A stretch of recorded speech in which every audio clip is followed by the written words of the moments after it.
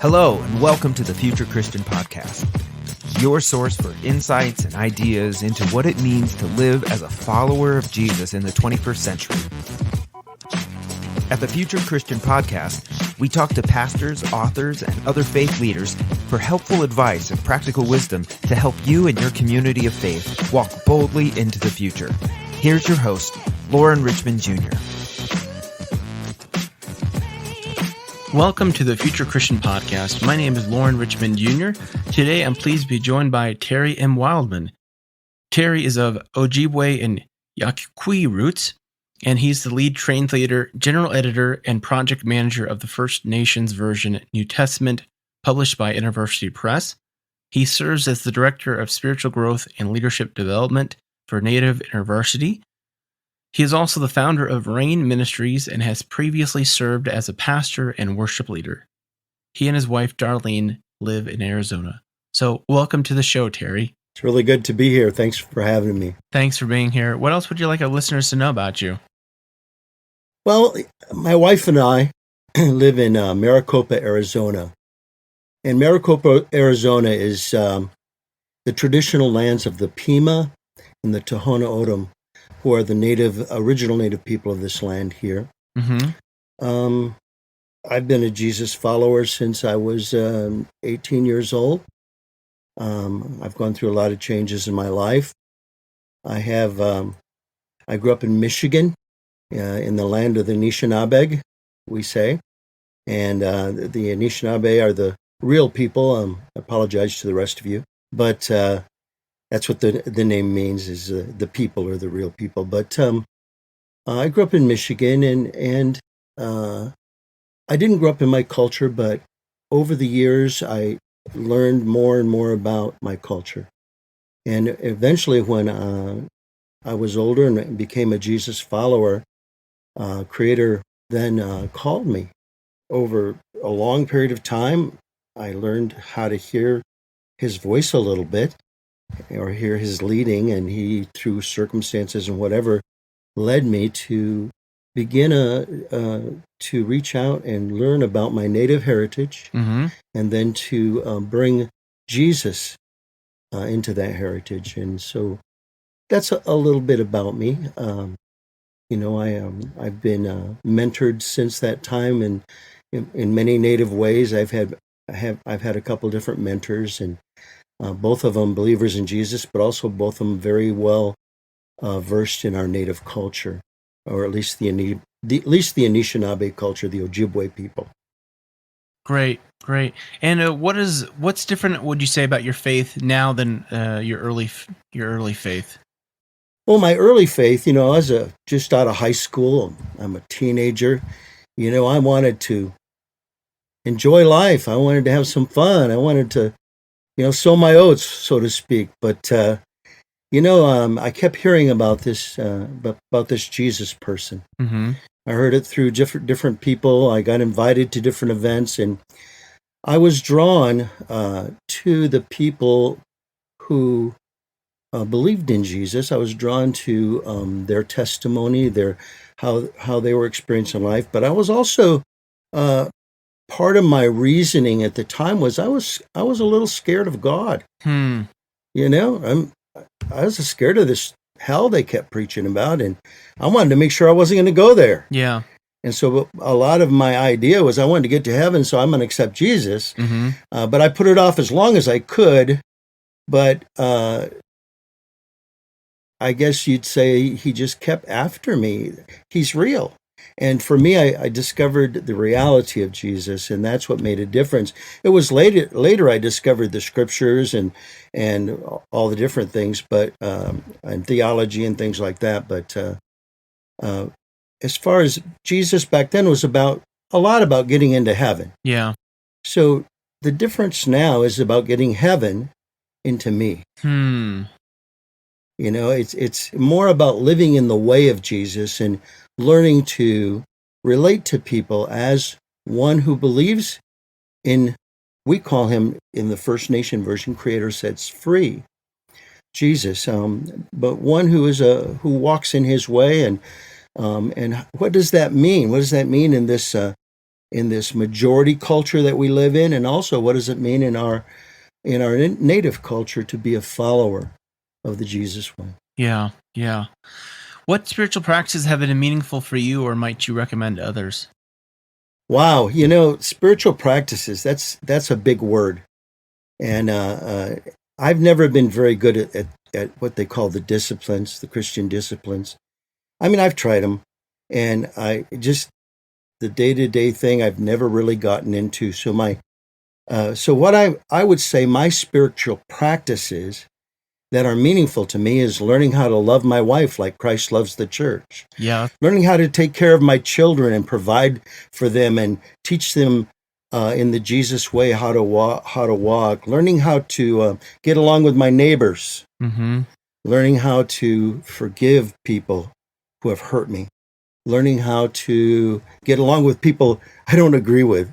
Those are kind of my spiritual practices now that I give myself more to. I appreciate that as someone who, like, I study family systems theory a lot. I'm not sure if you're familiar with that, but I think like my biggest application of that is just with my own wife, my spouse, and then my kids. And I appreciate your emphasis on, like, peace starts at home. If we can live peacefully with our loved ones and our neighbors, like, that'll go a long way. Well, thanks for sharing that. Let's talk about, so Terry is the editor or lead editor, is that right? Lead translator is one of the ways they describe me, and project manager for the First Nations version. Yeah, of the First Nations version, an indigenous translation of the New Testament from InterVarsity Press. You also do some other stuff with InterVarsity. Talk about, if you would, kind of your role with them and their Native ministries, and then the goal of the Well, I kind of connected to InterVarsity Press through the First Nations version. Oh, some of the Native staff, or not InterVarsity Press, but InterVarsity Native Ministries, through the First Nation version, because I was looking for, over the years that we took to translate this First Nation version, we wanted it all to be all Native people that were involved in this translation process. And so we needed a lot of reviewers. And so I was looking for young reviewers, elderly reviewers, reviewers from different denominational backgrounds and things like that. And so what happened was some of the staff of Native InterVarsity found the First Nations version. And they began to use it in their ministry. They began to use it in their Bible studies, and they were getting amazing feedback, is what they told me. And so from that, they reached out to me. Mm-hmm. They wanted to know, well, do you have any more portions done that we could use in our Bible studies? Mm-hmm. Even ahead of the publication. And so what happened was, I began to cultivate a relationship, and some of the Native InterVarsity staff actually became some of our reviewers to give feedback on the translation, working through Google Docs. So being that the First Nation version is a translation by Native people and for Native people, it made a lot of sense to make those connections. Yeah. And to develop that. And out of that, I met the leader of Native InterVarsity, Megan Krishke. And Megan, after building relationship for a time, and they invited me to be a guest speaker at the Would Jesus Eat Fry Bread event that they do, which is a great event with a lot of Native students. And I was invited to be guest speaker, and building that relationship, I was invited to come on staff and with Native InterVarsity, and to be the director of spiritual growth and leadership development. Great. I'm interested, if I can ask this. I was just having a conversation earlier with some Asian American pastors on the conversation, or on the topic of what they call third culture leaders. If I remember correctly, this idea of folks who've grown up in one, or their families from one culture, they've grown up. So, for instance, immigrants, their parents were immigrants. They themselves are children of immigrants, having grown up in America, and then they kind of have this third culture they're living into. Would that be a fair description of many indigenous folks who find themselves navigating that in America today? Well, being that Native people were already here, that makes us a little different than these other cultures who were imported here to this land. Sure. So, being the original people of the land and being a people who have been involved with treaties with the U.S. government and missionary outreaches and things like that, we've had to learn how to navigate between two worlds. We really, many of our Native people live in two worlds.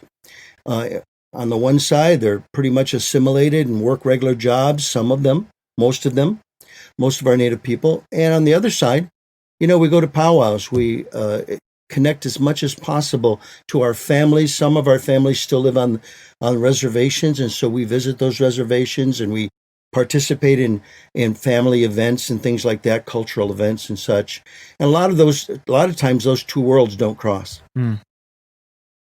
Yeah, the conversation I had with them, they talked about how, and certainly there's, if not more so, the history with white American Christians trying to erase culture of indigenous persons.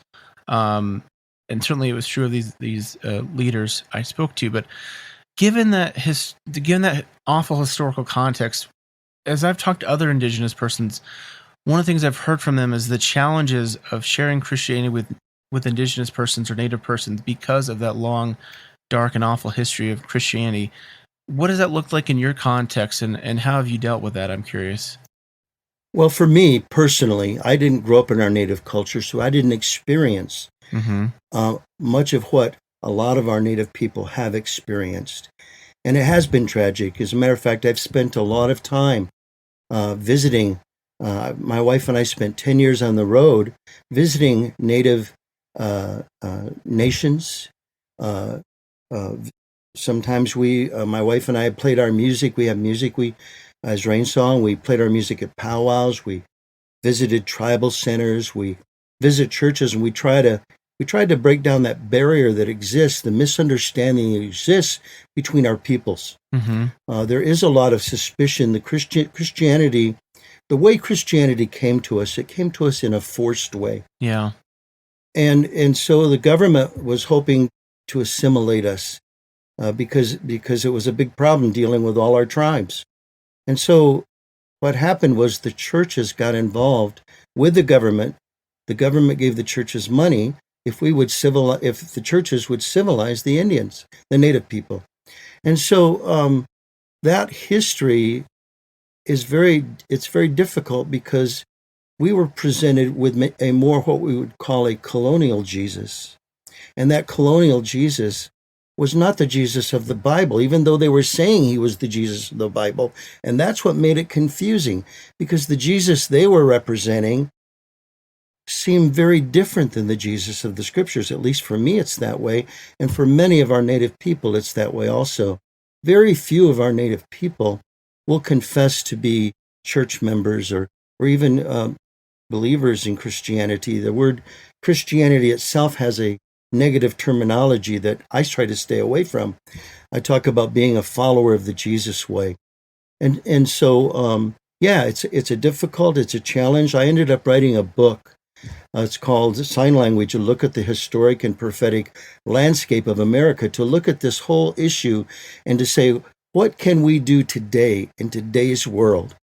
What could churches do? What could individual Christians do to help facilitate a reconciliation or conciliation or healing between our peoples? Because there's still division there, and it exists, and it needs to come down. And we're hoping that this translation will be part of that process of helping non-Native people understand Native people and appreciate what we can bring to the table, what we can bring to the body of Christ.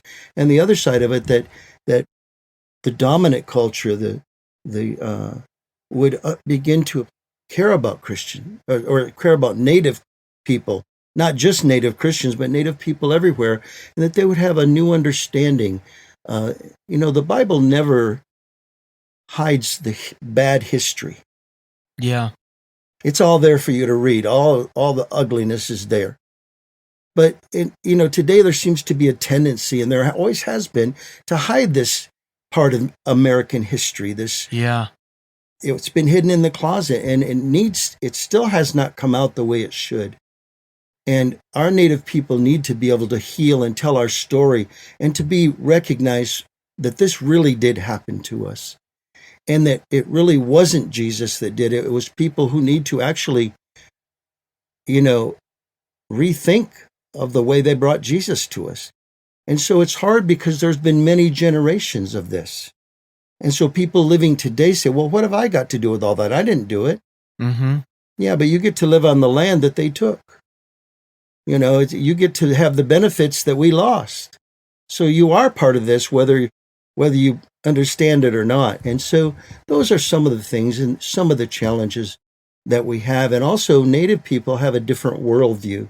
And even though we all speak English now, which is what this translation is based on, we all speak English, but we all still have some kind of connection. Some of us have lost it almost completely, but we're trying to recapture it. And in recapturing it, that's a challenge in itself.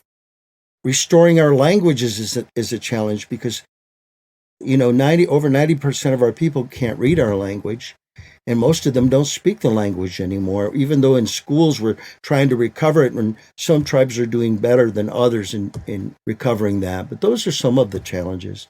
I'd recommend my book for you want to go a little deeper into it. Yeah, I wish I'd had you on for that. So I might ask a follow-up question here if we have time.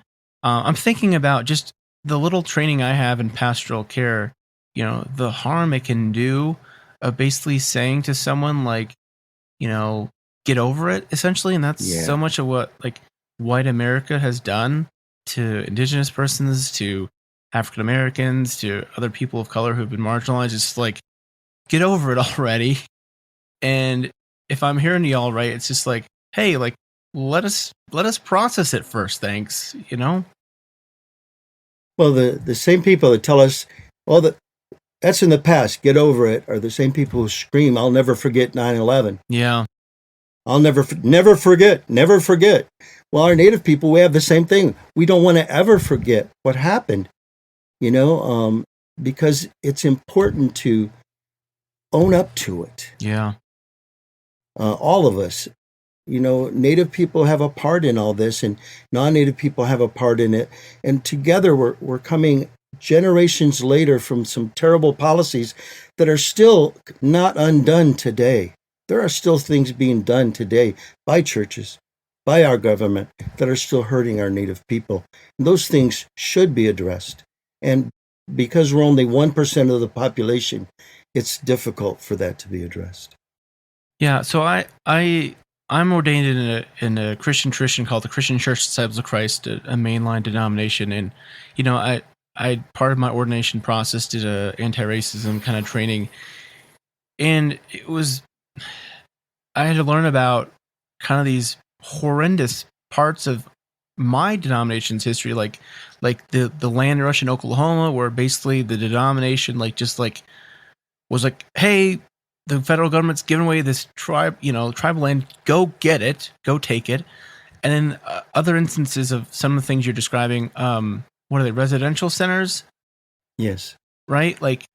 Boarding schools? Yeah. I think it's now called the Yakima Christian Mission, I think. But it was, again, like a residential or boarding school that was sponsored by my denomination years ago. Mm-hmm. And I was told a story of a young woman whose, I think, grandmother came back. No. She came back. Her grandmother was there as a child, and how kind of the unstated mission of the mission back then was, basically to deculture. I don't know what the word would be.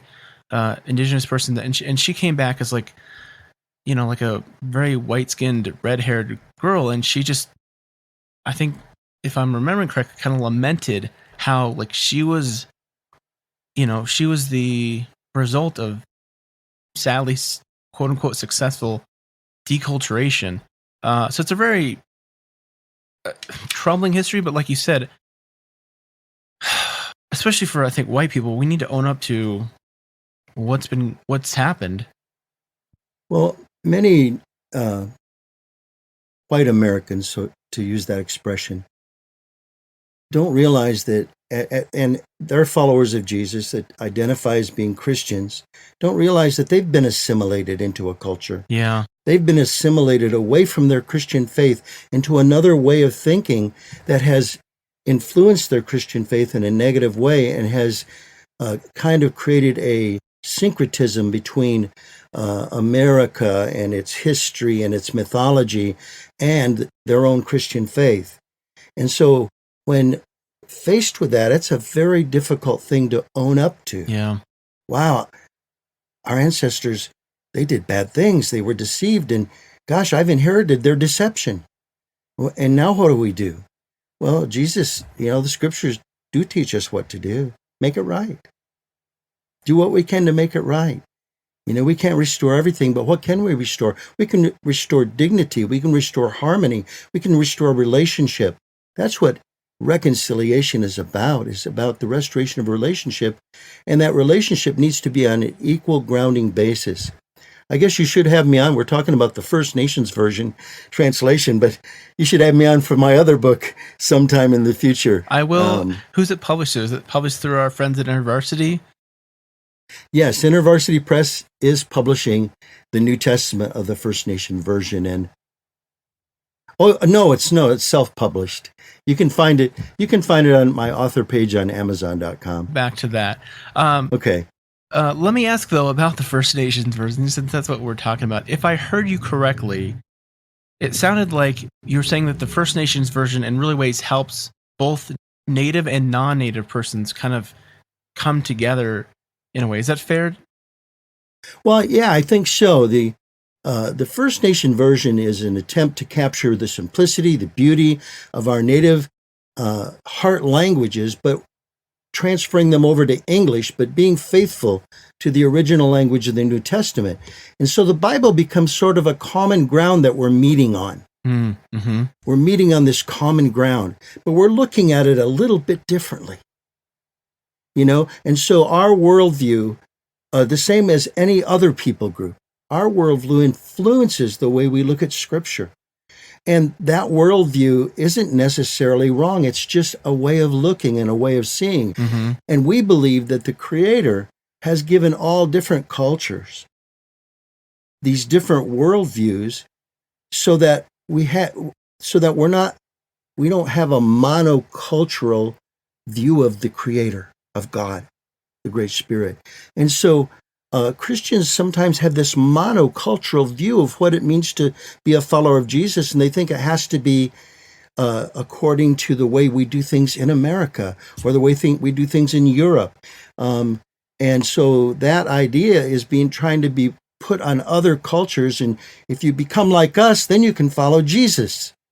And we're saying, no, we can follow Jesus the way we are.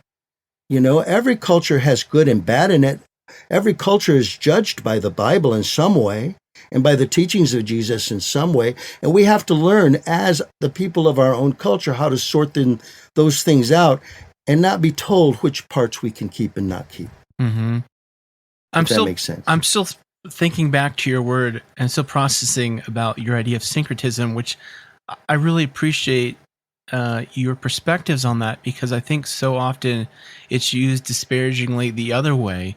And I think you're bringing a really important light that, especially like you said, white American culture, Christian culture, it's so that image we're so often synchronizing with kind of the mainstream, I don't know, secular American, whatever culture, and that's a synchronism in its own right. Yeah, whenever you blend Christianity with another worldview, mm-hmm. and that's in many senses contrary to Christianity, contrary to the teachings of Jesus, but you try to make it fit anyway. Yeah. There's a mythology to America that people have swallowed, and that mythology says we're a Christian nation. Mm-hmm. Okay, well, if we were a Christian nation, would we have broken every treaty we ever made with Native people? Would we have stolen their lands? Would we have enslaved the African people? Would we have been involved in all that if we were truly a Christian nation? Absolutely not. We wouldn't have done those things. So that mythology gets mixed in with Christian faith. And so we have to learn how to sort that out. And a lot of times people are focused on, little things like, it used to be holiness movement. Well, are you wearing long sleeves? Yeah. Do women wear pants or not? Do you smoke cigarettes? And all these things, become the focus of our Christianity rather than, what does Jesus say? Mercy, justice, humility, forgiveness, all these things, and the breaking down of the walls between Jews and Gentiles and slave and free and all these different people. And so we have to sort all that out. Native people have to do it too. But we're saying, you guys are behind on this. Fair enough. Yeah. I want to touch on worldview, and I think I'll just own my own worldview and how hard it might be for it's I think you use this term, maybe I'm imagining, it's the air we breathe, the water we swim in. Talk about how your worldview, or the different worldview of Indigenous persons, kind of has what's the word? And played a role in the interpretation process of the First Nations version. Well, understanding the meaning of things, Native people generally we don't have two different views of what secular life is and what spiritual life is. We have a united view. Everything's spiritual. It's all united. And there are physical things and there are spiritual things that are spirit, but they're not divided. They're not separated from each other. They actually interact with each other. And that's what Jesus really taught us. Let your will be done on earth as it is in heaven. Let there be harmony between heaven and earth. Let there be harmony between heaven and me. So Native people, everything is about harmony, bringing things back into harmony. Once again, our relationship with one another, our relationship with creation, our relationship with the animals and plants around us, and the earth itself. All these things are part of our worldview. And so when we hear Jesus talk about we're going to inherit the earth, well, we think differently about what that means. Yes, we do. Okay. Unfortunately, yeah.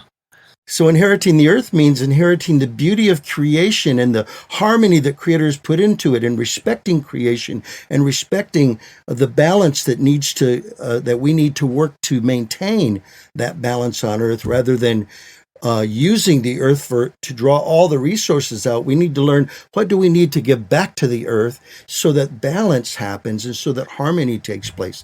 So this, that's just one of the things that affects the way we read the scriptures. Our daily bread, as you'll see when we do the Lord's Prayer, our daily bread is the elk, the buffalo, the salmon, the corn, the squash, the wild rice, all those things that we relate to as those things that are necessary to thrive on this planet, on earth and on the land. And to be in harmony is to learn the ways of creation that Creator put in there, the laws of creation, and respect them. Yeah. I want to ask too about, you mentioned here earlier about how you use the word Creator sets free as a name for Jesus.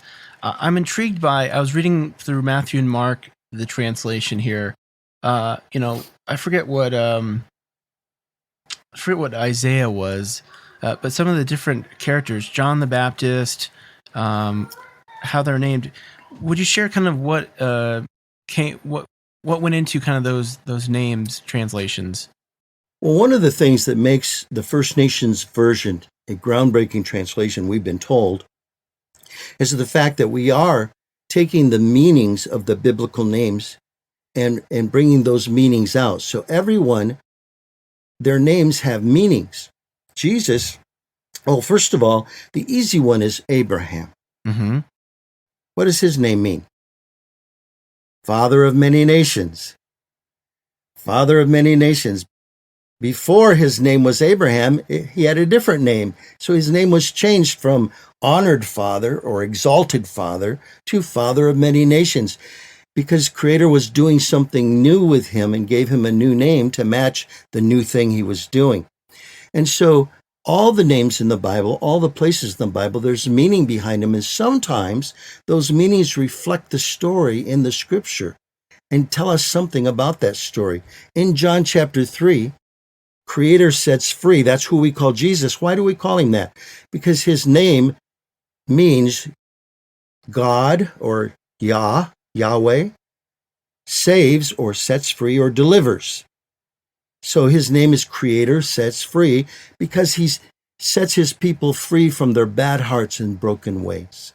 That's how we say sin, rather than using the word sin, which is a negative trigger word for our boarding schools, where the length of our hair was sin, the speaking our language was sin, and things like that. So we've tried to decolonize the scripture, but using the names has been one of the things that we've gotten the most feedback on.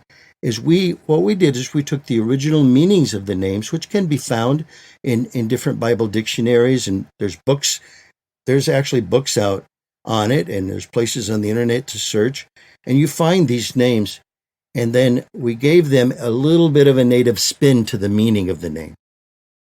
And so the feedback from Native people, from First Nations people, that's been the most significant thing, is reading the meanings of the names, because that was our tradition as Native people. Our names had meaning.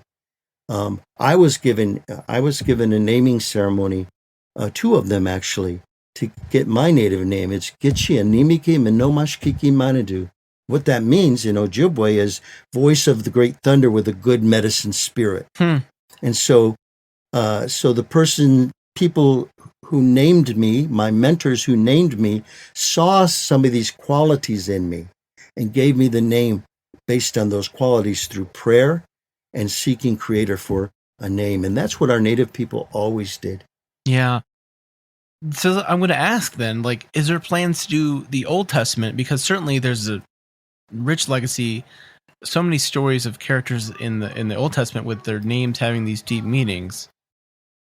Well, you're the 10th or 12th interviewer that's asked me that. We would love to do the Old Testament. It's a challenge. It's huge.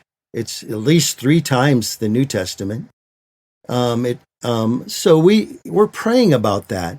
We've also prayed about doing a shortened version, a more narrative version of the Old Testament. Like some Bibles have done the story has shortened it down somewhat. We don't know. We're still praying about that, seeking Creator. You could join us in prayer. We would also need people to say, hey, we're going to come behind you financially, because it takes time for me to lead a project like that. I have to dedicate almost my whole time to that. Yeah. I mean, I'm just thinking about what Chronicles and all those names and how long that would take. It would take a long time. All those names, it's hard enough to read through sometimes in English, but it would be. I'd be very intrigued to read the Book of Genesis, for instance, from a First Nations translation. Well, if you look at our prologue at the beginning. That's right, yes.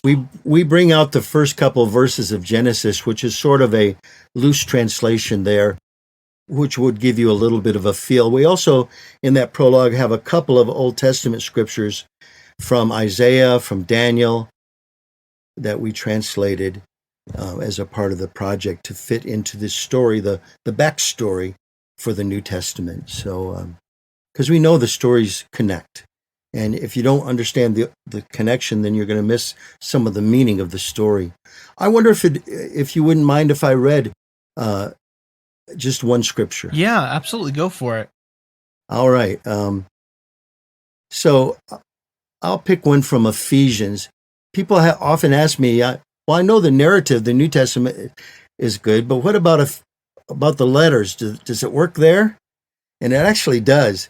Because what a lot of people don't realize, quick here, is that Paul's letters and every statement that Paul makes in his letters has a backstory to it in the Old Testament. And so the stories are there. The feel of the story is there. So Ephesians 2:23-24 reads like this.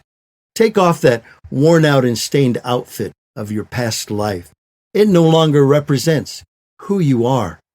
You are now true human beings with a new way of seeing and thinking.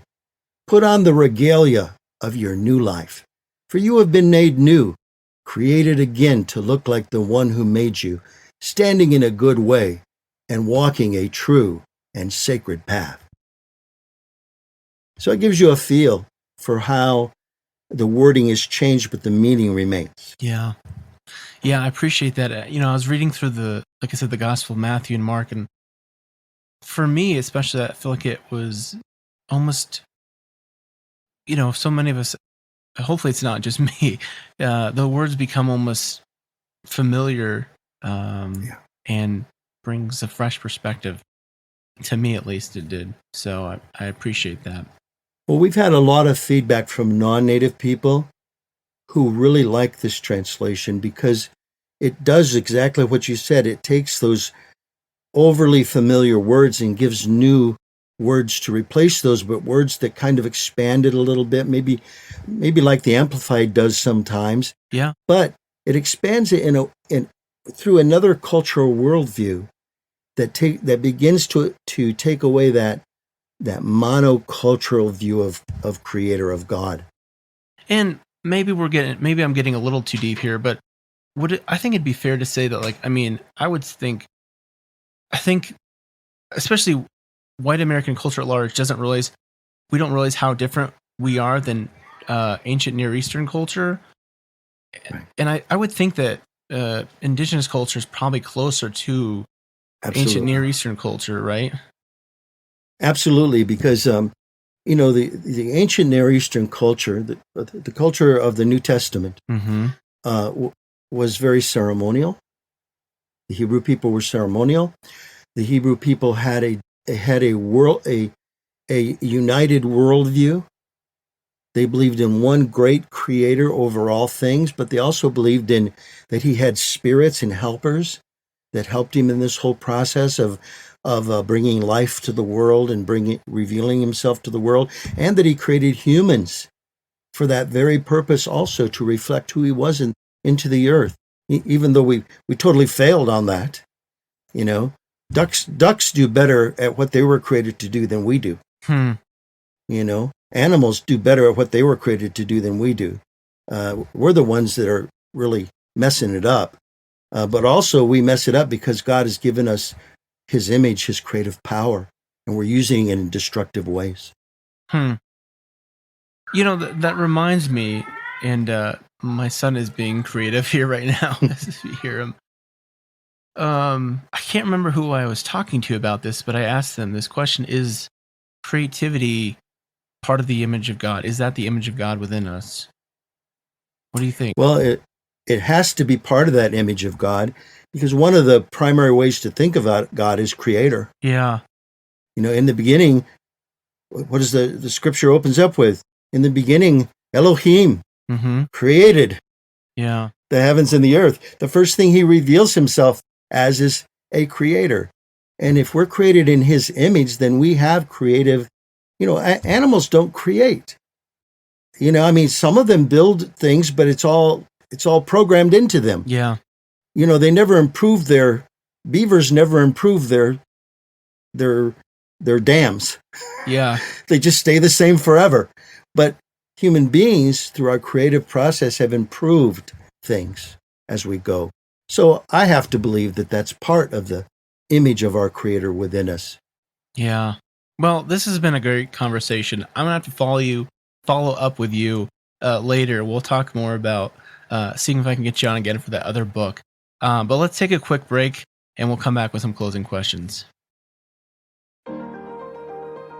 Hey, this is Lauren Richmond, and I want to invite you to join me in the city of Denver for the Festival of Homiletics, May 16th to the 20th, 2022. It's happening in Denver. I was privileged to attend the last Festival of Homiletics, and it was a great time. hearing some good preaching, connecting with other clergy, and just worshiping together. So again, mark your calendars ahead, May 16th to the 20th, 2022 in Denver.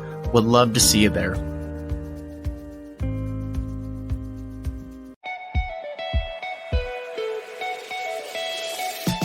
Are you a worship leader who is going through a faith shift while still trying to produce 52 services a year? Are you a lead pastor who is dealing with high turnover on your creative team? Torn Curtain Arts exists to strengthen the creative soul of the local church by providing coaching, creative consulting, and interim worship leaders from our team with 20 years experience in the trenches of ministry. We help leaders get off the ministry treadmill of chasing Sunday after Sunday. Learn more about how we can help you and your team by visiting torncurtainarts.org.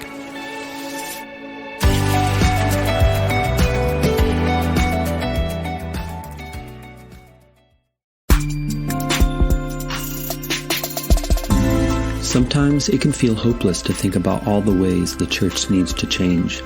The good news is that you're not alone. Cyclical Publishing can connect you to authors who are leading the way in faithful innovation in the church. We've put together a gift basket of free resources for future Christian listeners. Go to future-christian.com to download them so we can join you as you continue to faithfully innovate in your context. All right, we're back with Terry Wildman. You can take these questions as seriously or not as you'd like to, but if you're Pope for a day, what would be important to you, I'd say? If I was Pope for a day, oh my gosh. That question has never crossed my mind. Native people don't even want to be chiefs, because being a chief meant that you give up everything so you can serve the people, But if I was Pope for a day, oh my gosh, I would just want to talk about Jesus and get people loving Jesus and loving his teachings and loving each other and focusing more on our relationships than we do on our differences and our disagreements and things like that, trying to find common ground between each other, between our cultures, between our Christian ways of viewing the scriptures. Christianity is such a divided belief system. And that's one of the things that kind of drove our Native people a little crazy is how do you guys expect us to believe this when you guys can't agree on it? Many of our leaders, that was the response to the story of Jesus, and becoming a Christian was, you Christians fight about the Creator. We don't want to start doing that, So I guess that's a quick question. I would never want to be Pope. Fair enough.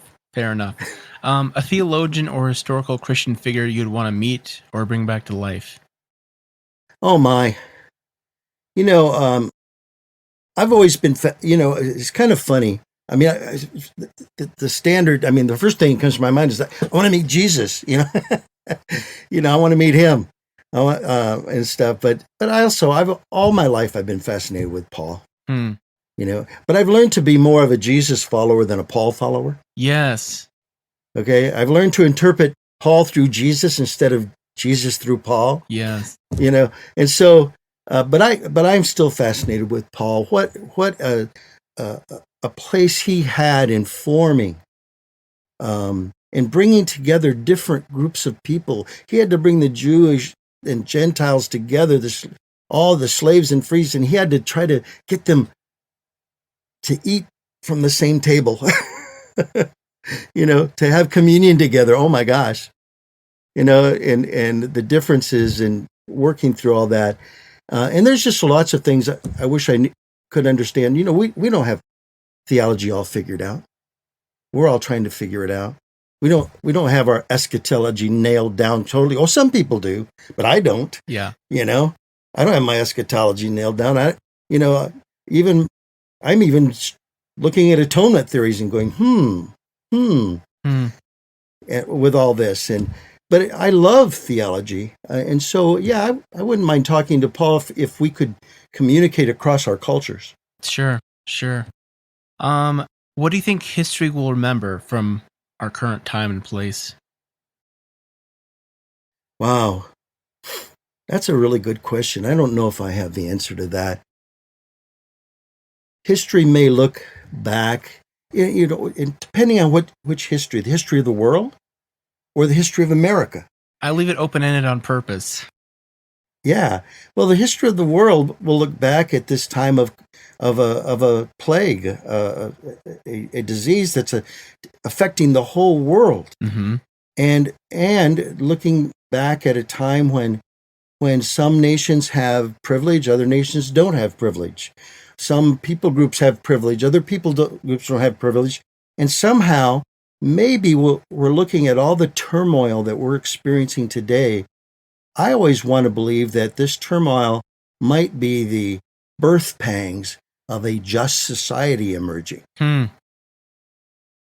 Maybe we're looking at justice a little more. Maybe we're looking at tearing down the walls of misunderstanding between us a little more. And maybe this will be the beginning of it, because it seems like we're more divided than ever, which means the only solution is we got to learn how to undivide. Yeah. Otherwise, we're going to kill ourselves, each other. Well, it kind of leads into my next question is, what do you hope for the future? And I'm guessing that would be part of your hope, right? My hope for the future is that this beautiful story that Jesus brought to us would influence every culture, every nation in a good way, so that the message of peace, which is the first thing Creator sets free, Jesus said when he came out to meet his disciples, he said, "Peace be unto you. Peace be with you. Peace be with you." We don't see a lot of peace in the world. Actually, there's probably more than there used to be, if people would look at the bigger picture. But the future, my hope is that countries will begin to work together instead of dividing and trying to take advantage of each other, and that people would do the same things. I guess it has to start with people before it's going to get to the countries. And so if we would just start learning how to listen to each other, how to hear each other, and how not to push our beliefs on others, and allow persuasion to be the thing and not force in any way. And that we would live in a world where force is not used to get our way. Yeah. Well, tell our listeners where they can find a copy of the translation and then find out more about you. Well, to find out more, it would be to go to firstnationsversion.com. firstnationsversion.com. And there you're going to find a little bit about us. You can contact us. You can look at our books there. You can look at the translation. You can learn how the translation was developed and who was involved in it and all that. We have a whole translation council with all the people, the pictures of the people who were involved in that council there. So that's the best way to find out about us. Awesome. Well, I usually leave folks with a word of peace, but hearing you quote Jesus so much, speaking about peace, my brain went to John 14:27. So let me read it here from the First Nations translation. I leave you now with my great peace. It is my gift to you. It is not the kind of peace the world gives. Do not let the troubles of this world fill you with fear and make your hearts fall to the ground, and do not let fear hold you back. May God's peace be with you. You too. Thanks for joining us on the Future Christian Podcast. To learn more about Lauren or the podcast, visit future-christian.com. One more thing before you go. Do us a favor and subscribe to the podcast. And if you're feeling especially generous, leave a review. It really helps us get the word out to more people about the podcast. The Future Christian Podcast is a production of Torn Curtain Arts and Resonate Media. Our episodes were mixed by Danny Burton, and the production support is provided by Paul Romick-Levitt. Thanks, and go in peace.